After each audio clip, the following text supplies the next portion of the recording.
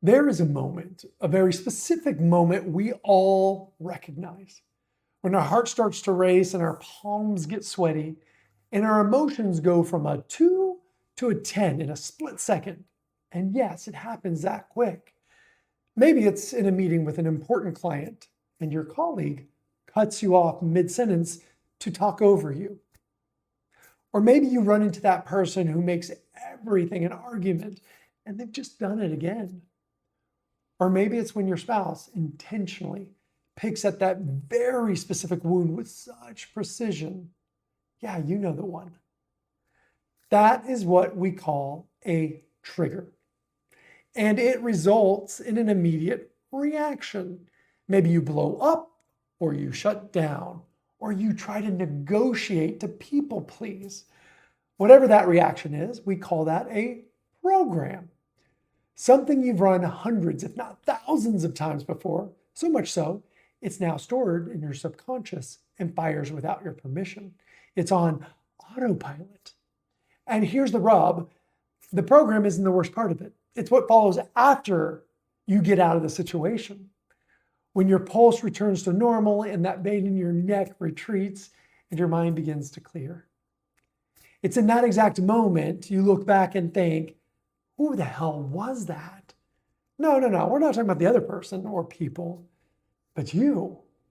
Because you know you did not show up as you.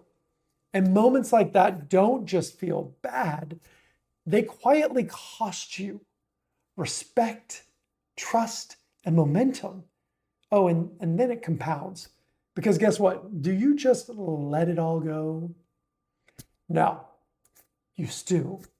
You start replaying it over and over in your head.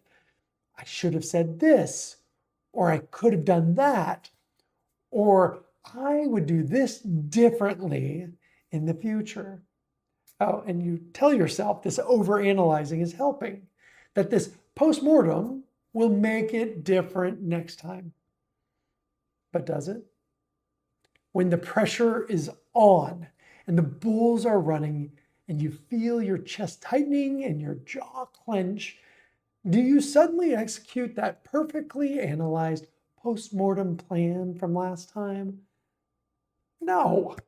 The daggers come out and it is on. Or maybe you bite your tongue while just seething and burning up inside, or you internally shut everything down. And who pays the price? One person, and I'll give you a hint, it's not them. And here's the part that nobody ever tells you. Listen to me when I say this. This is not just who you are. You were not born a hothead. You were not born a people pleaser. And hear me when I say you were not born to suffer in silence. No, there's literally nothing wrong with you. You are not broken. Your brain is doing exactly what it was designed to do. Under pressure, your brain reaches for what's most familiar, the program it's run hundreds, if not thousands of times before to try and get out of the situation. And in that split second, that program will fire. And that's when the transition from conscious thought and being present goes into autopilot and repeating the same old pattern from the past. And with that comes the same results, the regret, the shame, the guilt. You end up frustrated and exhausted. But what if we don't have to do life that way? What if we could actually catch it? Catch the familiar program right before it emotionally hijacks you. Literally, like interrupt the hijacking in real time before you lose control to the program. How would that look? You walk into your boss's office without fear and without rehearsing, and you ask for that raise that you deserve, or for support that you and your team needs. Or you hear that little offhanded dig from your spouse, and instead of allowing it to start World War III, you calmly ask, babe, what's going on?